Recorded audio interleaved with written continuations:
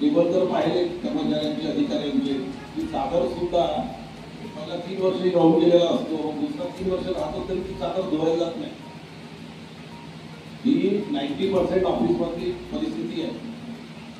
समजा मोठ्या दिवसांनी 20 दिवसांनी आपण सगळं टेबल काढून आपल्या शनिवार रविवारी केली वाढवून आणली धुवून स्वतःच्या हाताने धुवून घरच्या लोकांना सांगता तर ती स्वच्छता आहे, कारण तुम्ही तिथे बघता आणि चादरच्या दुर्गंधी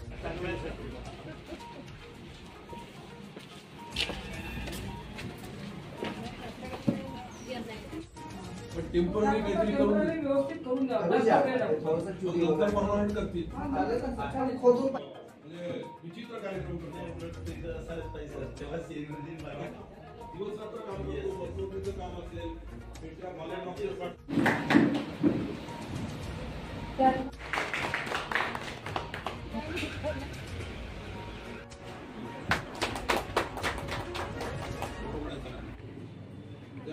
मगाशी होते पण टेम्पररी काहीतरी करून व्यवस्थित करून द्या, नंतर परमनंट करतील।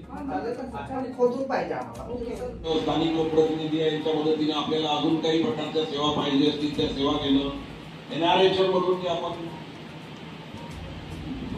डॉक्टर्स लोकांच्या सेवा हायर करतो त्या सेवा हायर करणं, बहुतेक ठिकाणी अनेस्थेसिस्ट नसतात, MS आहे मेडिकल सुपरिटेंडेंट आपण इव्हेंट बेसिसवर बोलवतो सर, इव्हेंट बेसिसवर NRHM मधून बोलवतो आपण। आणि अजून गायनेकॉलॉजिस्ट आहे, गायनेकॉलॉजिस्ट आहेत, 2 गायनेकॉलॉजिस्ट आहेत, 2 पीडियाट्रिशियन आणि ऑर्थोमध्ये कोणी आहे आणि सर्जरीमध्ये कोणी आहे, सर्जरीमध्ये कॅम्प बेसिसवर करतात। पण कुठल्या प्रकारचे सर्जरीज करतात? हायड्रोसिल हर्निया, लॅप्रोस्कोपिक की नॉर्मल? एम्बिलिकल हर्निया वगैरे सगळं करतात नाही करत आणि जनरली लेडीज मध्ये एम्बिलिकलचा परिणाम जास्त। लोकसभा हक्क अधिनियम 2017 च्या अंतर्गत विविध कार्यालयाची तपासणी करणे, तालुका स्तरावरील विभाग प्रमुख आणि अधिकारी आणि कर्मचाऱ्यांशी संवाद साधणे, जेणेकरून लोकसेवा हक्क अधिनियमाबद्दल जागृती, माहिती आणि लोकांना चांगल्या प्रकारची सेवा विभागातील सगळे लोक देतील या दृष्टीने ही बैठक आणि तपासणीचा कार्यक्रम आयोजित करण्यात आलेला।